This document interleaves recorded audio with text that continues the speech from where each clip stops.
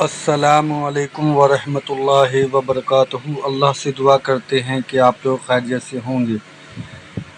ایسے نہیں بھاگ سکتے صاحب حفیظ اللہ اور فرقوں والے میرے دشمن، اور reply to T L P Pir Zaheer Shah اور مینار پاکستان چیلنج۔ تو انہوں نے جو ہے پیر ظہیر شاہ نے علی مرزا کو جو ہے چیلنج کیا ہے، اور یہ چیلنج آپ بھی سنیں کہ انہوں نے کیا چیلنج کیا ہے، اور اس کا جو ہے جواب جو علی مرزا نے بخوبی کس طریقے سے دیا ہے وہ آپ اس ویڈیو میں دیکھ سکتے ہیں۔ اور انہوں نے پورا جو ہے تفصیل کے ساتھ بیان کیا ہے اس معاملے کو، اور کسی پر تہمت لگانا یا کسی کو چیلنج کرنا یہ ہمارے اسلام میں جو ہے ہمیں نہیں سکھاتا کہ اس طریقے کا معاملہ ہونا چاہیے۔ لیکن ابھی جو وقت چل رہا ہے اور جس طریقے کا معاملہ آ رہا ہے، اللہ ہم سب کو یہ سب چیزوں سے بچائے اور ہمیں حق کے راستے پر چلنے کی توفیق عطا فرمائے، صحیح بات بولنے اور صحیح بات دوسروں تک پہنچانے کی توفیق عطا فرمائے۔ آمین ثم آمین۔ ہم نے بار بار بات نہیں کرنی، ایک بار بھی کرنی۔ مینار پاکستان موجود ہے، اگر کوئی بندہ یہ سمجھتا ہے کہ وہ مرزا دہلوی اکبر ہے اور وہ سب بھی سمجھتا ہو کہ میں اکبر ہوں، اس کو پالنے والے وہ بھی سمجھتے ہو کہ یہ اکبر ہے، تو بھائی اسے پال کے دو نا، پال کے دو، مرزا بھاگو پال کے دو، لے آؤ مرزا۔ یہ دو انٹرنیشنل صوفی ہیں جن کو پوری دنیا جانتی ہے، ایک عبد القادر جیلانی المتوفا 561 ہجری، اور دوسرے امام غزالی جو ان سے بھی پہلے ہیں المتوفا 505 ہجری۔ دنیا میں یہ دو صوفی ایسے ہیں جن کو سب لوگ جانتے ہیں، عرب کے لوگ، عجم کے لوگ۔ ان دونوں نے نماز کا طریقہ وہی لکھا ہے جو بخاری مسلم میں، کیمیائے سعادت کھول کے دیکھ لیں، احیاء العلوم کھول کے دیکھ لیں، بخاری مسلم میں جو طریقہ آیا رکوع میں جاتے وقت اور رکوع سے اٹھتے وقت رفع الیدین کا، وہی امام غزالی نے لکھا، اور یہاں پہ عبد القادر جیلانی نے اپنی کتاب غنیۃ الطالبین میں وہی نماز کا طریقہ لکھا جو بخاری مسلم میں رکوع میں جاتے وقت اور رکوع سے اٹھتے وقت۔ لیکن انہوں نے پبلک میں یہ مشہور کیا ہے کہ رفع الیدین اس لیے ہوتا تھا کہ بت رکھ کے آتے تھے، یعنی ان کے پیرانے پیر کو یہ پتہ ہی نہیں چلا کہ نماز کا طریقہ کیا تھا، بقول ان کے جو پوری کائنات کو اپنی ہتھیلی پہ رائی کے دانے کی طرح دیکھتے ہیں، انہیں یہ نہیں پتا چلا کہ نماز کا طریقہ کیا ہے، حالانکہ نماز ان کی درست تھی، ان کی غلط ہے۔ اور اگلا ورژن تو بہت خطرناک ہے، وہ یہ ہے، خطرناک سے بھی اگلا ورژن خطرناک، کہ قادیانی بھی بغیر رفع الیدین کے نماز پڑھتے ہیں۔ قادیانیوں کی عبادت گاہوں میں آپ چلے جائیں، دیکھیں ان کو نماز پڑھتے ہوئے۔ اور یہاں دیوبندی اور بریلوی مولویوں نے، ان کے بزرگوں نے، صوفیوں نے یہ مشہور کیا ہوا تھا کہ جو بھی رفع الیدین شروع کرتا ہے وہ قادیانی ہو جاتا ہے۔ یہ انہوں نے گالی رکھی ہوئی تھی، کیونکہ ان کے فرقے کو چھوڑتا ہے نا، تو سب سے بہترین گالی کیا ہے کہ جب آپ کا کوئی فرقہ چھوڑ دے تو آپ اس کو کہیں ان قریب اس نے قادیانی ہو جانا ہے۔ اچھا، باقیوں کے ساتھ تو لحاظ کرتے تھے کہ کہتے تھے ان قریب قادیانی ہو جائے گا، میرے کیس میں انہوں نے یہ بھی نہیں کیا، انہوں نے مجھے ڈائریکٹ ہی قادیانی کہا۔ دیکھو پھر میں کیسا چک پایا انہوں نے، ہائے ہائے ہائے، چشتی رسول اللہ، شبلی رسول اللہ، تھانوی رسول اللہ، اتنا گھرچا ہے، اتنا گھرچا ہے، کینسر بنا کے رکھ دیتا ہے، دبکے جے میرے کو۔ یہ ابھی میں نے طبیعت صاف کی نا پچھلے ہفتے، اس کی ظہیر الحسن کی جو نائب امیر ہے تحریک لبیک کا، تو بڑی مرچیں لگی ہوئی ہیں سب کو۔ انہوں نے سمجھا تھا کہ میں کوئی صحافی ہوں یا میں کوئی پولیٹیکل لیڈر ہوں جو دب جاؤں گا، میں تو وڈیا کچھ نہیں سمجھتا، ہاں میں نہیں جی کو بابا چھڈنا، جو میرے لائے گا تو میں پڑ کے رکھ دیا گا ہر بندے نو، سیدھی جی گل ہے۔ ہاں تم لوگوں نے رسول اللہ کے ساتھ غداری کی ہے، تمہارے بزرگوں نے کی ہوئی ہے، الٹا تم ہمیں قادیانی دجال کی طرف منسوب کرو۔ جن کے اپنے بزرگ چشتی رسول اللہ، تھانوی رسول اللہ، شبلی رسول اللہ اپنی کتابوں میں لکھتے رہے، اس کی حرام کی کمائیاں کھاتے رہے، مناظرے لڑتے رہے، دفاع کرتے رہے. حنیف قریشی نے بھی دفاع کیا ہے اور چھوٹو نے بھی کیا ہے، ویڈیوز موجود ہیں. شبلی بولے اس طرح پڑھ، لا الہ الا اللہ شبلی رسول اللہ. اور ختم نبوت کے ڈاکوؤں، شبلی کو رسول بنانے والوں، لا الہ الا اللہ چشتی رسول اللہ، لا الہ الا اللہ شبلی رسول اللہ. انہوں نے پھر پڑھا لا الہ الا اللہ شبلی رسول اللہ. اب بات یہ انہوں نے شبلی کو کیا کہا؟ کون ہے؟ کافر ہے. ان کے علماء نے لکھا شبلی نے جتنی باتیں کی حالت سکر اور مستی میں کی، خبردار زینہار ہرگز ایسے صوفیاء کے بارے میں زبان نہ کھولنا. تسی بکی جا رہے ہو، تمہارے کافر کہہ رہے ہیں نہ کھولنا، تم بکی جا رہے ہو. خبردار زینہار ہرگز ایسے صوفیاء کے بارے میں زبان نہ کھولنا. تسی بکی جا رہے ہو، تمہارے کافر کہہ رہے ہیں نہ کھولنا، تم بکی جا رہے ہو. خواجہ نے کیا فرمایا؟ سنو کہ میں کون ہوں اور کیا ہوں. محمد الرسول اللہ صلی اللہ علیہ وسلم کے دربار کے کمینے غلاموں میں سے ایک ہوں، کمینے غلاموں میں سے ایک ہوں، کمینے غلاموں میں سے ایک ہوں. آج دھمکیاں لگاتے ہیں. اب انہوں نے نیا حربہ نکالا جی، انجینئر صاحب کو کہ منار پاکستان آ جائے. اسی باپا جانی کڈو نہ اپنا لیاؤ منار پاکستان بغیر سیکورٹی دے، میں بھی آ جانا. کڈو باپا جانی، تو سب تو بڑا امیر اہل سنت ہے نا. مجھے کہتے ہیں نا کمرے سے باہر نہیں نکلتا، باپا جانی کبھی نکلا ہے کمرے سے باہر؟ وہ بھی ادھر ہی ہے نا. سیکورٹی تھریٹ ہے، ظاہر ہے میں بالکل ان کے حق میں ہوں. ان پہ قاتلانہ حملہ ہوا تھا، ایک دفعہ ہوا ہے قاتلانہ حملہ 1995 میں لاہور میں جب وہ تھے. مجھ پہ 5 دفعہ ہو چکے ہیں. یہ ان کا رائٹ ہے. میں نے تو کبھی ڈیمانڈ نہیں کی ہے کہ الیاس قادری صاحب جو ہے وہ منار پاکستان پہ آ جائیں، اگر سچے ہیں تو اکیلے نکل کے آ جائیں. ان کو تو نکلنا بھی چاہیے. لا خوف علیہم ولا هم یحزنون کہتے ہیں. یہ کون سی دھمکی ہے جی باہر نکل آؤ؟ اور دھمکی لگانے کی بجائے بھائی جواب دو کہ تمہارے ابوں نے کلمے نہیں پڑھائے تھے، نہیں پرنٹ کیے تھے. وہ تو جواب کوئی نہیں ہے. پھر اس قسم کے نا ایک ٹوٹکے آزماتے ہیں، آپ کو ایکسپلائٹ کرنے کی کوشش کرتے ہیں. میں تو ہم دسا ہے کہ جہاں بنو امیہ کی چالیں ختم ہوتی ہیں وہاں سے ہماری عقل سٹارٹ ہوتی ہے. ہمیں پتہ ہے کہ ہم نے کس طریقے سے چلنا ہے. ہاں تم لوگ کیا سمجھتے ہو کہ جس طرح تم نے صفین کے موقع کے اوپر تحکیم کے مسئلے میں سیدنا علی کے ساتھ دھوکہ کیا تو اب دوبارہ تمہاری ان بزرگوں کی اولادیں ہمارے ساتھ دھوکہ کریں گی؟ نہ نہ نہ.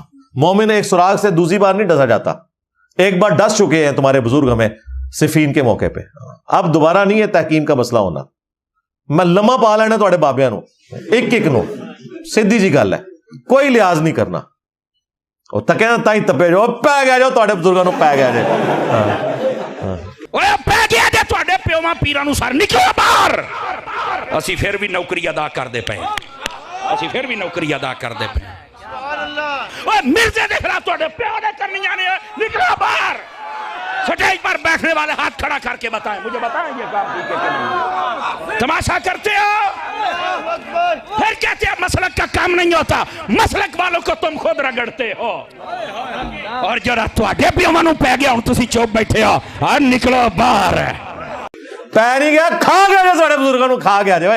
ہاں کہتے سن نا کہ جناب وہ عبد القادر جیلانی جو ہے وہ قبر میں پہنچ کے مرید کے، اور فرشتیاں نے کہا چھڑ دو وچ عبد القادر پہ گیا جے. نہ نہ بھائی ہوں عبد القادر نہیں پیا، ہوں وچ انجینئر پہ گیا جے. ہاں عبد القادر پہ گیا جے. سب کہانیاں بنائی ہوئی تھیں انہوں نے. اور اس پہ میں اپنے اسٹوڈنٹس کے لیے بھی جو اپنے بھول پن میں اس قسم کی حرکتیں کرتے ہیں، میں نے آج تک کسی کے اوپر ویڈیو نہیں بنائی. یہ بھونکتے ہیں، میرے اوپر جھوٹے الزام لگاتے ہیں تو میں رپلائی کرتا ہوں. میں نے خود سے کسی کو کبھی نہیں چھیڑا. یہ نیچرل ہے کہ میں جب قرآن و سنت بیان کروں گا تو میں پھر بتاؤں گا کہ یہ چیز غلط ہے، یہ چیز ٹھیک ہے. میں نے آج تک سعد رضوی کے اوپر کوئی ویڈیو نہیں بنائی تھی. یہ سعد رضوی نے 1.5 سال پہلے میرے اوپر جھوٹا الزام لگایا کہ میں نے حضرت ابوبکر کی گستاخی کی ہے. میں نے نہیں کی ہوئی تھی. میرا نام ویسے ہی ساتھ لے دیا. ان کا اپنا ایک بریلوی مولوی بریلویت کو چھوڑ کے رافضی ہو گیا, وہ کراچی کا ایک مفتی. اس نے حضرت ابوبکر کے بارے میں کوئی بات کی, چونکہ وہ مجھے ایک دفعہ مل کے گیا ہوا تھا, اور اللہ کے بندے میں تو تمہارے ابے کو کئی دفعہ ملا ہوں, خادم رضوی صاحب کو. اور خادم رضوی جن کا مرید تھا حاجی پیر صاحب جیلم شہر سے, میں تو جمعے کی نماز ہی ان کے پیچھے پڑھا کرتا تھا. اتنی محبت کا رشتہ تھا میرا ان کے ساتھ, تمہارے دادا پیر کے ساتھ. کل کو وہ کوئی غلط کام کرتے ہیں تو میرے کھاتے میں ڈلے گا. اس نے میرے اوپر جھوٹا الزام لگایا, پھر میں نے اس کو ویڈیو ریکارڈ کرائی. میں نے کہا تو ابو بکر صدیق کا نام لیتا ہے رضی اللہ تعالیٰ عنہ, اور ظالموں تم تو صحیح بخاری سے حضرت ابو بکر کا خطبہ ہی نہیں بیان کر سکتے.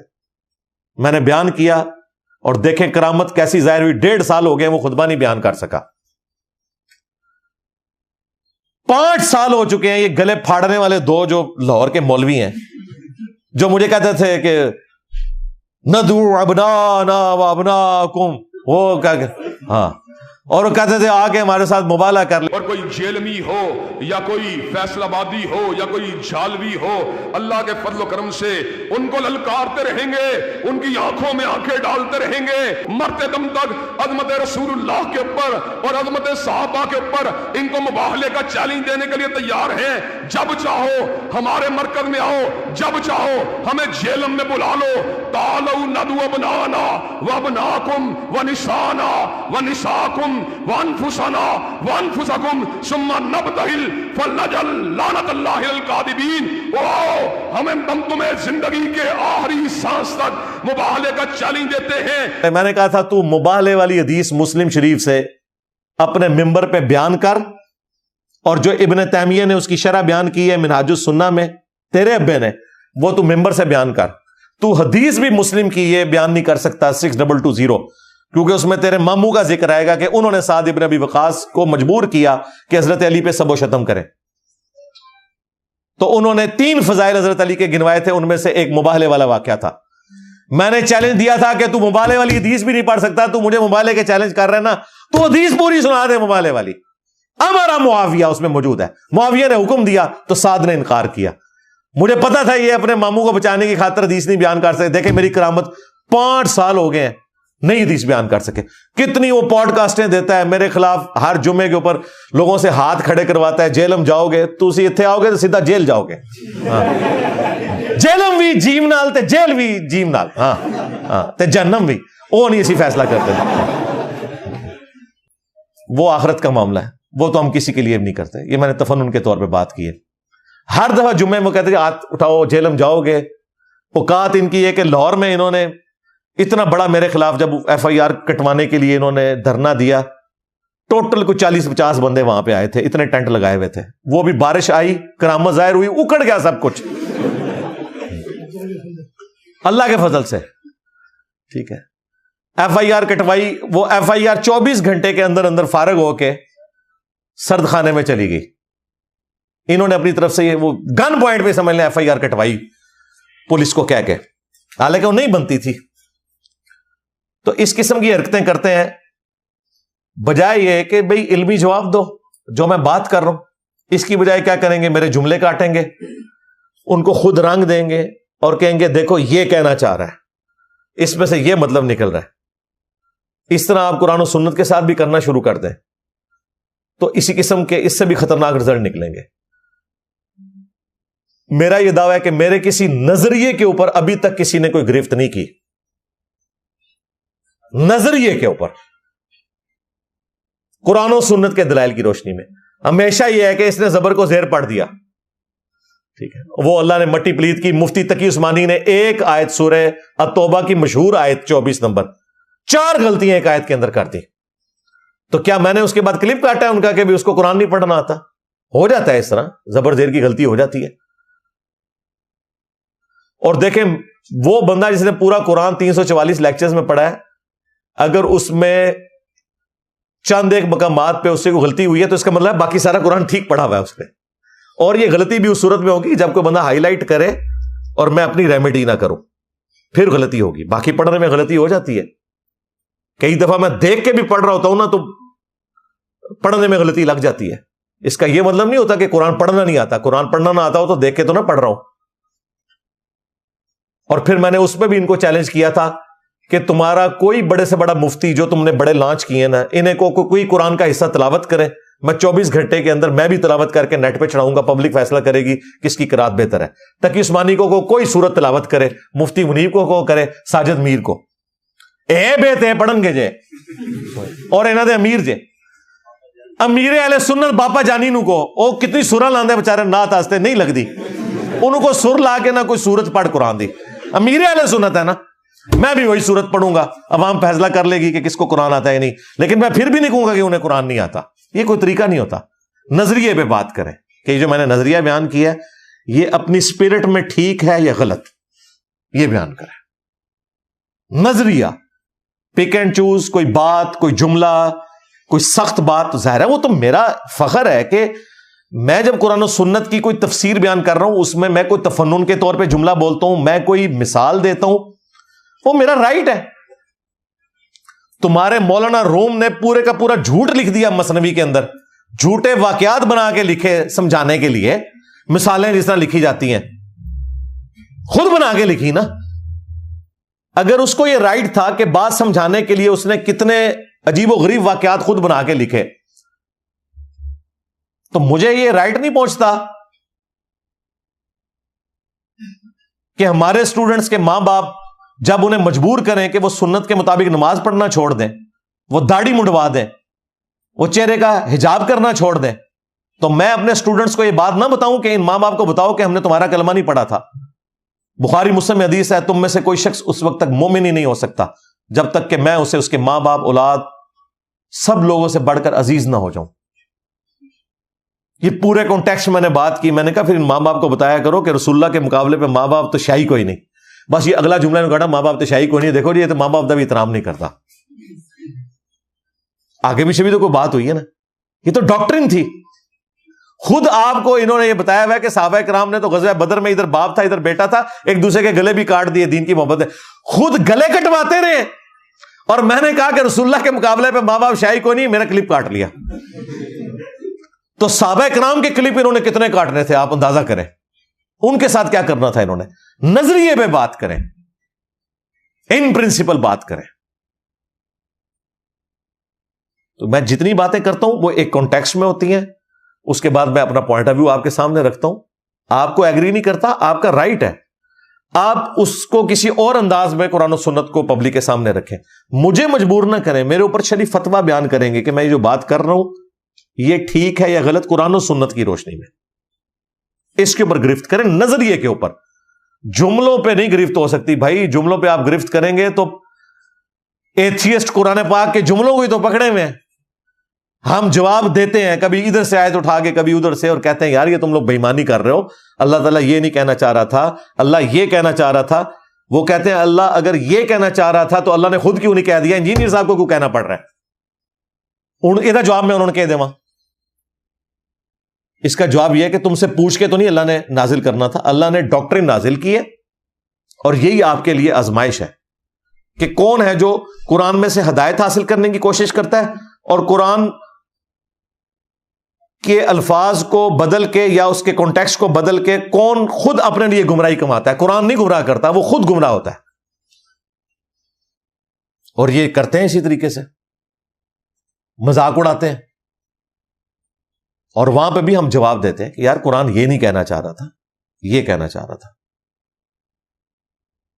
قصہ آدم اور ابلیس 7 دفعہ قرآن میں آیا ہے، 6 جگہ آیا کہ اللہ نے فرشتوں کو حکم دیا سجدے میں گر پڑو، سارے فرشتے سجدے میں گر پڑے سوائے ابلیس کے، اس نے تکبر کیا اور وہ راندہ درگاہ ہو گیا۔ اب وہ جو ایتھیسٹ ہے نا، منکرین خدا، قرآن کا مذاق اڑانے والے، وہ کہتے ہیں دیکھو قرآن سورہ النساء میں کہتا تھا نا کہ اگر قرآن اللہ کے سوا کسی اور کی طرف سے نازل ہوا ہوتا تم اس میں اختلاف کثیر پاتے، تو دیکھو غلطی کتنی بڑی ہوگی قرآن میں کہ قصہ آدم اور ابلیس میں اللہ تعالیٰ کہہ رہا ہے فرشتوں کو حکم دیا سجدے میں گر پڑو، سارے فرشتوں نے سجدہ کیا سوائے ابلیس کے، جبکہ قرآن یہ بھی کہہ رہا تھا کہ فرشتے تو اللہ کی نافرمانی نہیں کرتے۔ قرآن خود مان رہا ہے کہ ایک فرشتے نے نافرمانی کر دی۔ تو اللہ کا تو رول ٹوٹ گیا. یا اس کو سچ مانو یا اس کو, یا یہ سچ مان لو کہ فرشتے نافرمانی نہیں کرتے, یا یہ سچ مانو کہ شیطان نے بھی سجدہ کر لیا تھا تبھی وہ ہوگا. اگر شیطان نے سجدہ نہیں کیا تو وہ دوسرا حکم ٹوٹ گیا, کیونکہ وہاں تو آتا تھا فرشتے نافرمانی نہیں کرتے, تو شیطان نے پھر نافرمانی کیوں کی؟ ہم کہتے ہیں وہ شیطان فرشتہ نہیں تھا, وہ کہتے ہیں اس میں تو نہیں لکھا ہوا, اس میں تو لکھا ہے للملائکۃ اسجدوا لآدم فسجدوا الا ابلیس. اللہ نے فرشتوں کو حکم دیا, سارے گر پڑے سوائے ابلیس کے. ہم کہتے ہیں وہ فرشتہ نہیں تھا, پھر وہ کہتے ہیں پھر تو اسے حکم بھی نہیں تھا. لو سامو کڈے کلپ بننے جے قرآن دے, کنے کلپ بننے نے, ایک چپ کٹنے دوے پاسوں نکل آندا ہے. جب ہم کہتے ہیں فرشتہ نہیں تھا, وہ کہتے ہیں تو پھر یہ تو پھر غلط سٹیٹمنٹ ہوگی کہ فرشتوں کو حکم دیا سجدے میں گر پڑے, تو پھر شیطان سے کون سی دشمنی ہے؟ حکم تو فرشتوں کا تھا, شیطان کو تو حکم ہی نہیں تھا. پھر ہم اس کو کلیریفائی کرتے ہیں کہ عربی میں تغلیب کا قاعدہ ہوتا ہے. اگر ایک کلاس میں 50 اسٹوڈنٹس ہیں, 49 جو ہیں وہ میل ہیں اور ایک فیمیل, اور کلاس ریپریزنٹیٹو کہتا ہے بوائے اسٹینڈ اپ ٹیچر کے آنے پہ, تو اس کا یہ مطلب نہیں ہوتا کہ ایک لڑکی جو بیٹھی ہوئی ہے اس نے نہیں کھڑے ہونا, وہ اس میں شامل ہوتی ہے. لیکن تغلیب کا قاعدہ یہ ہے کہ وہ صیغہ مردوں کے لیے استعمال ہو رہا ہے, عربی میں ایسا ہوتا ہے. اب یہ کیا قرآن میں لکھا ہوا ہے؟ یہ مجھے اللہ کی طرف سے رپلائی کرنا پڑتا ہے جب اللہ کا کلپ یہ کاٹتے ہیں.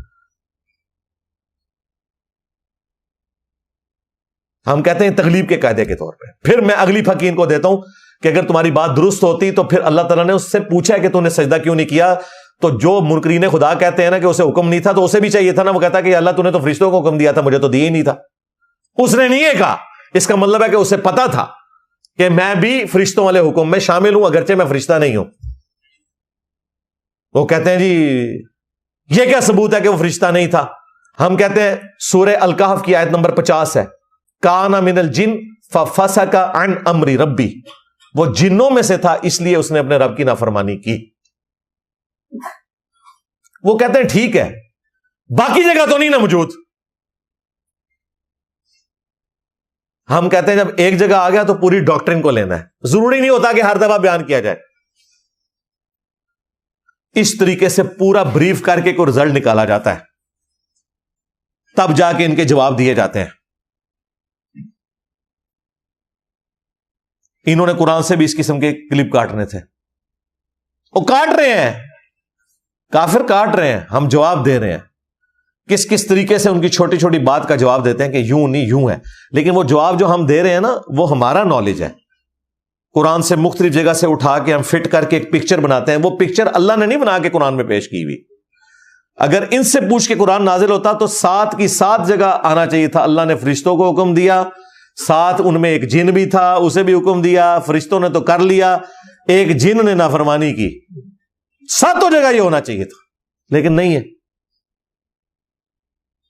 تو اس کا یہ مطلب ہے کہ آپ کلپ کاٹیں 6 جگہ کا اور اللہ تعالیٰ کی ڈاکٹرن کو 0 سے ملٹیپلائی کر دیں. اس طرح نہیں. میں نے غلام احمد قادیانی دجال کے اوپر سب سے زیادہ ویڈیوز میری ہیں علمی, گالی گلوچ کی نہیں. انہوں نے میری ویڈیوز کاٹی, ان میں جو دجال کا لفظ بول رہا ہوں وہ دجال کا لفظ بھی کاٹ دیا, غلام احمد قادیانی رہنے دیا, اور آگے سے چیزیں جوڑ کے کلپ بنا دیا, دیکھو یہ سپورٹ کر رہا ہے ان کو. اور یہ کون کہہ رہے ہیں؟ جن کے بزرگ چشتی رسول اللہ, تھانوی رسول اللہ, شیبلی رسول اللہ پارٹی, اور نسوے تو ہیں. تم لوگوں کو بھی اسلام کا سرٹیفکیٹ ہم سے لینا ہوگا. بالکل, ختم نبوت کا سرٹیفکیٹ جیلم اکیڈمی سے ملے گا. تھانوی رسول اللہ پارٹی, چشتی رسول اللہ پارٹی کو کوئی حق نہیں پہنچتا کہ ختم نبوت کے نام کو اس طریقے سے بیچ کے چندے اکٹھے کرے اور اسلام کی بدنامی کرے. جی بزرگوں کی کتابیں بدل گئی ہیں. اچھا ہوں تک نہیں سی پتا تمہیں؟ آرام دی کمائیاں کھاندے رہے ہو, مناظرے کر دے رہے ہو, اور سب سے بڑی بات تمہارے بڑے بزرگوں نے دفاع کیے ہوئے. اشرف علی تھانوی نے السنت الجلیہ فی الچشتیۃ العلیہ میں چشتی رسول اللہ کا دفاع کیا ہے. پیر میر علی شاہ صاحب نے دفاع کیا ہوا ہے تحقیق الحق فی کلمت الحق کے اندر, اور اعلیٰ حضرت کے خاتمے میں بھی ڈال گیا. انہوں نے کہا کہ 7 سنابل رسول اللہ کی بارگاہ میں مقبول ہے, اس میں بھی چشتی رسول اللہ لکھا ہوا ہے. تو مان لیں کہ ان کے بزرگوں سے غلطی ہو گئی ہے. ابھی دیکھیں وہ ہمارے ایک پوڈ کاسٹ کرنے آئے تھے بھائی, وہ جو ڈمی میوزیم سے ڈاکٹر عامر لیاقت, احمد نصیر, انہوں نے میری پوڈ کاسٹ میں کہا کہ جی کوئی سوال ایسا بتائیں جو میں مفتی حنیف قریشی صاحب سے کروں. میں نے کہا یار وہ آپ کا رائٹ ہے, میری طرف سے اگر پوچھنا ہے تو میں تو بڑی کوشش کر چکا ہوں, مجھے نہیں لگتا وہ جواب بھی دیں گے. ان سے صرف یہ پوچھنا ہے کہ 2009 میں تو چشتی رسول اللہ شتیہات تھے اور آپ دفاع کر رہے تھے. آج آپ انجینئر صاحب کو جواب دیتے ہوئے کہہ رہے ہیں کہ کتابیں بدل گئی ہیں. 2009 میں تو آپ وہابیوں کے خلاف چشتی رسول اللہ کا دفاع کر رہے تھے. 2009 تک تو کتابیں نہیں بدلی تھی. اب دنیا میں کون سی ایسی چیز آ گئی ہے, کیڑی شے پی گئی ہے اور انجینئر پی گیا جو اور نس گئے جو ہے, ڈر گئے جو ہے. بات تو صحیح ہے نا, دنیا ہی تبدیلی آئی ہے. اب یہ ماننے کے لیے بھی تیار نہیں ہے کہ انہوں نے دفاع کیا ہوا ہے. شبلی بولے اس طرح پڑھ, لا الہ الا اللہ شبلی رسول اللہ, اور ختم نبوت کے ڈاکووں, شبلی کو رسول بنانے والوں, لا الہ الا اللہ چشتی رسول اللہ, لا الہ الا اللہ شبلی رسول اللہ. انہوں نے پھر پڑھا لا الہ الا اللہ شبلی رسول اللہ. اب بات یہ, انہوں نے شبلی کو کیا کہا, کون ہے؟ کافر ہے. ان کے علماء نے لکھا شبلی نے جتنی باتیں کی حالت سکر اور مستی میں کی, خبردار زینہار ہرگز ایسے صوفیاء کے بارے میں زبان نہ کھولنا. تم بکی جا رہے ہو, تمہارے کافر کہہ رہے ہیں نہ کھولنا, تم بکی جا رہے ہو.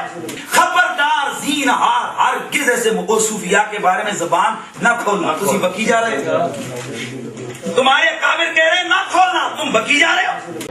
خواجہ نے کیا فرمایا, سنو کہ میں کون ہوں اور کیا ہوں. محمد الرسول اللہ صلی اللہ علیہ وسلم کے دربار کے کمینے غلاموں میں سے ایک ہوں, کمینے غلاموں میں سے ایک ہوں, کمینے غلاموں میں سے ایک ہوں. تو دیکھیں میں نے تو بار بار اس کو چھیڑنا ہے, اس مسئلے کو بار بار اٹھانا ہے. اس کی وجہ یہ ہے کہ میرے پاس سب سے آسان جو ہتھیار ہے نا ان کے ماننے والوں کے دماغ کھولنے کا, وہ یہی ہے. ویسے تو میں نے دعویٰ کیا ہے کہ ان کے تصوف کی کتاب میں پہلے صفحے سے آخر تک تذکرۃ الاولیاء, کشف المحجوب, حشت بہشت, ایک صفحہ ایسا نہیں ہے جو قرآن و سنت کے خلاف نہ ہو, ایک صفحہ. لیکن وہ جب میں پوسٹ مارٹم کروں گا نا قرآن و سنت سے, تو پتا کیا ہوگا, یہ کہیں گے کہ اے حدیثاں جڑیاں داتا صاحب نو نہیں سن پتا. اب عام آدمی تو الجھ جائے گا, واقعی جی اگر یہ داتا صاحب کو بھی تو پتا تھا نا, انہوں نے پھر ایسے کیوں لکھا. تو میرے پاس آسان ہتھیار کیا ہے کہ میں کشف المحجوب سے گستاخانہ عبارتیں نکالوں, پھر میں پوچھوں کہ ہاں داتا صاحب نے یہ بھی نہیں پتا لگا کہ اپنے نبی کے اوپر یہ الزام لگایا کہ وہ اپنے صحابی کی بیوی پہ عاشق ہوئے اور بعد میں شادی کر لی. صاحب اور سکر کے مسئلے میں بازید بستامی کے سکر کو بچانے کے لیے اور جنید بغدادی کو صاحب کو بچانے کے لیے حضرت داؤد علیہ السلام پہ الزام لگا دیا کہ انہوں نے بھی اپنے صحابی کو مروا کے اس کی بیوی سے شادی کر لی, جو تورات میں جھوٹا واقعہ لکھا ہوا تھا. اب یہ چیز جب کوئی عام بریلوی سنتا ہے نا میرے منہ سے, اور وہ کشف المحجوب کے ورقے اپنے سامنے دیکھتا ہے, کہتا ہے بات تو صحیح ہے, بات تو صحیح ہے. اس کے بعد ان کو اگلی باتیں سمجھ آتی ہیں. اب ہمارے اسٹوڈنٹس کو تو اگلی باتیں بھی سمجھ آئیں گی. میں ایک ایک کر کے گنواؤں گا کشف المحجوب میں کیا کچھ لکھا ہوا ہے. آپ کہیں گے یار یہ کیا کرتا رہا بندہ, یہ اوپر دیکھیں تو سونا, نیچے دیکھیں تو سونا. یہ کشف المحجوب سے وہ مصباحی بیان کرتا ہے. داتا حضور کشف المحجوب میں لکھتے ہیں یہ فکرے ان کی زبان سے تب ادا ہوئے جب اس درخت کے نیچے تھے جس کے اوپر میں چڑھا ہوا تھا. آپ فرماتے خدا کی عزت و عظمت کی قسم, پورا درخت, اس کی ٹہنیاں, اس کا تنا, اس کی جڑیں بھی سونے کی ہو گئی, سارا, ہاں سارے سونے کا ہو گیا. اب وہ جو ہے نا وہ مٹی اٹھانے کے لیے نیچے ہوا, تو نیچے دیکھا تو زمین سونے کی, زمین سونے کی ہے. یہ کیا ہوا, دائیں دیکھا تو سونا, بائیں دیکھا تو سونا, آگے دیکھا تو سونا, پیچھے دیکھا تو سونا. اب بابا جی نے کام کیا تھا, کیوں نہیں مٹی دیا ٹیما پھڑان دیا, اور کہتا حضور کہاں سے پکڑاؤں, مٹی ہے ہی نہیں, جہاں تک نظر جاتی سونا ہی سونا ہے. بابا جی ایک سوال ہے بابا جی, اگر آپ ہوا میں سونا نکال سکتے ہیں بابا جی تو دیش کی غریبی کیوں نہیں مٹا دیتے بابا؟ جواب بابا جی, جب آپ خود سونا نکال سکتے ہو तो हम लोगों से चंदा क्यों लेते हो बाबा जी? जवाब। हरिओम हरिओम हरिओम। ये रॉन्ग नंबर है, ये रॉन्ग नंबर है। ये उस जमाने के मिसबाई साहब ने लिखा हुआ है। ये बापा जानी आज नहीं है, हमेशा से बापा जानी थे, सारे बड़े बुजुर्ग बापा जानी थे। ये कशुर मजूम में लिखा हुआ है। अली अजमेरी साहब कहते हैं मेरे पीर भाई उन्होंने कहानी करा गया, कहते हैं मेरे पीर भाई ने बताया कि हमारे पीर साहब जो है ना, उनको बाल कटवाने के लिए ना पैसों की जरूरत थी, तो मैं दरख्त पे चढ़ा हुआ था, तो उन्होंने अल्लाह से कहा कि अब तो तेरे नबी की सुन्नत टूट रही है, मेरे पास पैसे भी नहीं है, तो बस वो कहते हैं मैं जिस दरख्त पे था मैंने देखा, इतनी बात की तो दरख्त भी सोने का हो गया, उसकी जड़ें भी सोने की होगी, जड़ा भी नजर आ गया उन्होंने। और मिसबाई साहब ना कहते हैं हाँ ना, मेरे पास सीसीटीवी कैमरे की वीडियो भी मौजूद है। अब ये अली अजमेरी साहब ने लिखा हुआ है। और जालिमों, सूरह बनी इसराइल में 9 मोजज़ात मांगे थे काफरों ने, उनमें से एक ये था कि इस नबी के लिए इसका घर सोने का क्यों नहीं बन जाता, ये बन जाए तो हम ईमान ले आएंगे। उसके जवाब में पता अल्लाह ताला ने क्या फरमाया? ऐ नबी तुम फरमा दो कि मैं तो बशर हूं, रसूल हूं, ये अल्लाह का इख्तियार है। तो उधर तो कोई घर सोने का नहीं बना। फिर सूरह तौबा में आया कि ऐ नबी जब ये बादिया नशीन लोग आपके पास आए, गरीब लोग गज़वे तबूक में जाने के लिए, और तुम इनसे फरमाते थे कि मैं अपने पास कोई ऐसी चीज नहीं पाता सवारी के तौर पर कि तुम्हें दूं कि तुम मेरे साथ किताल में जा सको, तो ये इस हाल में तुमसे वापस होते हैं कि इनकी आंखें आंसुओं से तर होती हैं, इस गम के सबब के ये नबी के साथ गज़वे तबूक में शरीक नहीं हो सकेंगे। उसमें अल्फाज है जब तुम इनसे कहते हो ना कि मेरे पास कोई मालो दौलत नहीं कि मैं तुम्हारी मदद कर सकूं, यानी ऊपर देखूं तो सोना, नीचे देखूं तो सोना, मैं नहीं कर सकता। और अली अजमेरी के पीर साहब तो कर रहे हैं सिर्फ बाल कटवाने के लिए। क्यों बाल कटवाने के लिए क्या जरूरत है? निगाह मार के बाल काट लेना। हाँ। कहानियां तो हम ये जब कंपैरिजन कराते हैं, फिर हजरत अबू बकर का जो सही बुखारी में वाकया मौजूद है कि जब वो खलीफा बने, उन्होंने कहा मेरा कारोबार बड़ा अच्छा चल रहा था, लेकिन अब तुमने खिलाफत की जिम्मेदारी डाल दी है, मेरे बच्चे कहां से खाएंगे, मेरा कोई वजीफा मुकर्रर करो। किसी ने नहीं कहा कि हजरत आपके घोड़े के कदमों की खाक को कोई गौस कुतुब अब्दाल नहीं पहुंच सकते, आप तो इतनी बड़ी हस्ती हैं, तो आप भी मुसल्ला उठाएं तो सोना बन जाए। उनके लिए वजीफा मुकर्रर किया गया। और बुखारी के अल्फाज हैं अबू बकर उमूरे खिलाफत चलाएंगे, इसके बदले में मुस्लिम अवाम इनके बीवी बच्चों का खर्चा उठाएंगे खलीफा वक्त के लिए, कि अवाम खर्चा उठाएंगे इनका। इनकी नजर में तो तौहीन होगी ये कंपैरिजन जब आप करवाते हैं तो आप मुझे बताएं कि ये कशर मजहूब में जो नजरियात हैं ये कुरान और सुन्नत के मुताबिक है। अली अजमेरी साहब लिख रहे हैं कि मेरा मसला नहीं था, हाल हुआ मैं बायजीद बुस्तामी की कब्र पे पूरी रात मुजावर बन के रहा, मेरा मसला हल हो गया। ये मुजावरियां करना, ये जिन लोगों को खुमार है ना कि पुराने ठीक थे, भाई पुराने अगर ठीक होते तो वो ये मुजावरियां आगे ना चला के जाते, वो कायल थे इन सारी चीजों के, और पता नहीं क्या कुछ लिखा हुआ है उसमें। वो तो चूंकि मेरी जिंदगी ज्यादा अहम है, किस दिन मुझे गुस्सा चढ़ा तो मैंने फिर ये सारी चीजें खोल के ना एक एक करके बयान करनी है और बताना है कि क्या कुछ लिख के गए हैं अपनी किताबों के अंदर। तो जिनके दिमाग में ना कि इंजीनियर साहब को गांधी नजर आया इसमें से, वो सारा ही गांधी है। हाँ, सवाए आयात और अहादीस के, और उसके भी जो रिजल्ट निकाले हुए वो भी गंद निकाला हुआ है। वो हाथ बन जाता हूं, पांव बन जाता हूं, इससे अली अजमेरी साहब ने निकाला कि ये जो बायजीद कहता था ना मैं पाक हूं, मेरी शान बहुत बुलंद है, जो दावे खुदाई करता था, तो वो हाथ पांव मान गए हुए थे, इसलिए करता था। रिजल्ट कटे अजय हजरत अबू बकर ने नहीं कभी कहा कि सुबहानी मा आज़म शानी, और पता नहीं क्या कुछ लिखा हुआ है, वो फिर एक अलग से टॉपिक है। तो मैं ये बता रहा हूं कि किसी भी आप भूल में ना रहे, इनके हवाले से ये पूरे का पूरा सिस्टम ही फ्रॉड के ऊपर चल रहा है। जब तक आप बाबे नहीं मारेंगे कुरान और सुन्नत आपको नहीं समझ आएगा। सबसे बड़ी रुकावट ये बाबे हैं।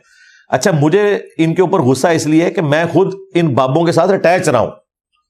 मुझे जब बाद में पता चला ना इन्होंने कितना बड़ा काम डाला है, तो ये तो मुझे भी जन्म में लेके जा रहे थे, मैं बचाऊं तो अब मैं रोला पाता जाए। हाँ, सिर्फ रोला नहीं पाया, मैं पै गया जाए इन्होंने। हाँ, कि बच जाओ, मैं बचिया, अल्लाह ने मनु बचाया। اللہ کے فضل سے. اور میں یہ اب آواز بلند کروں گا کہ یار بچ جاؤ, یہ بہت بڑا فتنہ ہے. ان کی دھونسیں, بالکل کسی کی دھونس میں نہیں آپ نے آنا. قرآن و سنت بیان ہوگا, مانیں گے, کسی بابے کی بزرگ کی دھونس نہیں لگانی. ان کو تو بیسک لیول کا دین بھی نہیں پتا تھا, یا پتا تھا تو پھر 2 نمبری کرتے رہے, آپ کو نہیں بتاتے رہے, آدھی آدھی باتیں بتاتے رہے, اپنی کتابیں لکھتے رہے فارسی میں, قرآن کا ترجمہ نہیں کیا, حدیث کا ترجمہ نہیں کیا. ادھر آپ کو کہا عربی میں پڑھو ثواب ہوگا. کتنا ظلم ہے. انہیں پتا تھا کہ مسئلہ خراب ہو جائے گا. مجدد الافسانی شیخ احمد سرندی, جنہیں یہ 1000 سال کا مجدد کہتے ہیں, بریلوی, دیوبندی اور بعض جو جاہل قسم کے اہل حدیث میں سے بھی, وہ کہتا ہے میں نے جب سے بخاری مسلم میں حدیث پڑھی ہے نا کہ جو فاتحہ نہیں پڑھتا اس کی نماز ہی نہیں ہوتی, تو میری کوشش ہوتی ہے کہ میں امامت خود کرواؤں, کیونکہ میں حنفی ہوں, تو حنفی تو امام کے پیچھے فاتحہ نہیں پڑھ سکتے کیونکہ ابا جی کہہ گئے. ٹھیک ہے, فجر مغرب عشاء میں سننا ہی کافی ہے, لیکن زور اور اثر میں اور مغرب کی آخری رکعت میں اور عشاء کی آخری 2 رکعتوں میں دکانوں کا حساب کرنا ہے تم نے, خاموش کھڑے رہتے ہیں. اچھا, اس کو اتنا ڈر پڑا ہوا ہے, شیخ احمد سرندی کہہ رہا ہے کہ میری کوشش ہوتی ہے میں امامت خود کرواؤں تاکہ میں فاتحہ پڑھ لوں, کیونکہ اگر میں مقتدی ہوا تو میں فاتحہ نہیں پڑھوں گا, مجھے ڈر لگتا ہے میری نماز نہیں ہوگی. اور مقتدیوں کی نماز فارغ کیے ہوئے, یہ وہ لوگ ہیں جنہوں نے آپ کو جنت میں لے کے جانا تھا, اتنے ڈرے ہوئے ہیں کہ امامت خود کروا رہے ہیں کہ اگر ہم مقتدی بنے تو پھر فاتحہ نہیں پڑھیں گے, ہو سکتا ہے ہماری نماز ہی قبول نہ ہو. تو جڑے پیچھے لائے جے انہوں نے تو یہ دسیا فاتحہ نہیں پڑھنی, انہوں نے جنت بھی لے کے جا رہے ہو نال.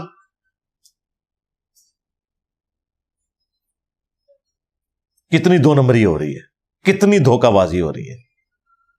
تو یہ تو پھر میرا فیوریٹ ٹاپک ہے, پھر زیادہ ٹائم لگ جائے گا, اتنی کافی ہے.